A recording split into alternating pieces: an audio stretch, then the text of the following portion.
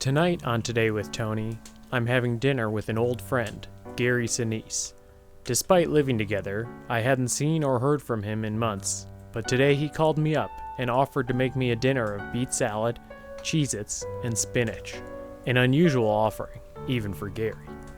I was reluctant to see Gary. I had heard from our mutual friend Calogero that Gary was spending his days in the garage, building a robot out of trash he found in the neighborhood.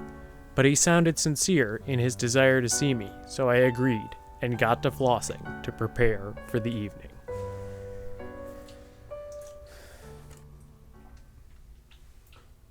Have you figured out what we're doing today yet? That's right. We're having dinner with Gary. I'm Tony. This is Gary. We're here to have some dinner that Gary nicely prepared for us.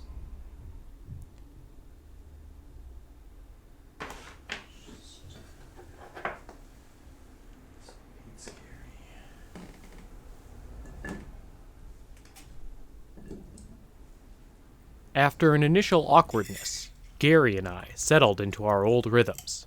He told me about what he had been up to in the garage, and how the kids in the neighborhood helped him collect garbage. I prompted him to tell me more. Tell me more. And let him know that I found his work fascinating. Fascinating. Even though his charisma wrapped around me like an endless infinity scarf, questions danced across my mind, much the same way Gary himself had danced when he performed with the National Ballet.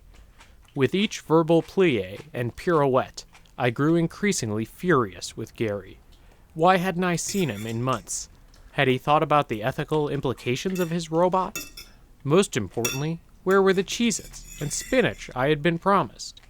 As Gary blithely ignored the forgotten foodstuffs, all I could picture were Cheez-Its and spinach, jeting across the stage of my mind.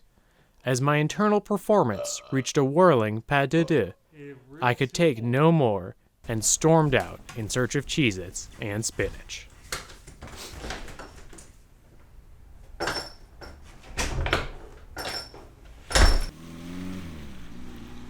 I arrived at the grocery store, adrift in a sea of malevolent thoughts about Gary. The store turned out to be the island of calm that I needed. I felt refreshed, as though I were suddenly wearing a pair of cargo shorts with a gentle ocean breeze whispering through them. The cart became an extension of my body as I floated through the crowded aisles. While I normally struggle to find what I am looking for at the grocery store, it was as though every shelf were stocked exclusively with spinach and Cheez-Its. My fellow customers made easy and charming conversation. Skim milk.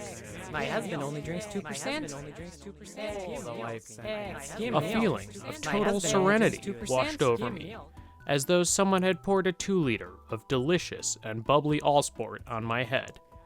Following this mental intermission, my oldest friend, Gary, leapt back onto my mental stage and twirled elegantly in front of the audience of my mind. He was met with rapturous applause. After leaving the store, I treated myself to the scenic route. As I coasted along the country lane, everywhere I glanced, there were memories. Trees, a thing I had learned about once. Cheez-Its, a delicious and crunchy snack I just bought at the grocery store.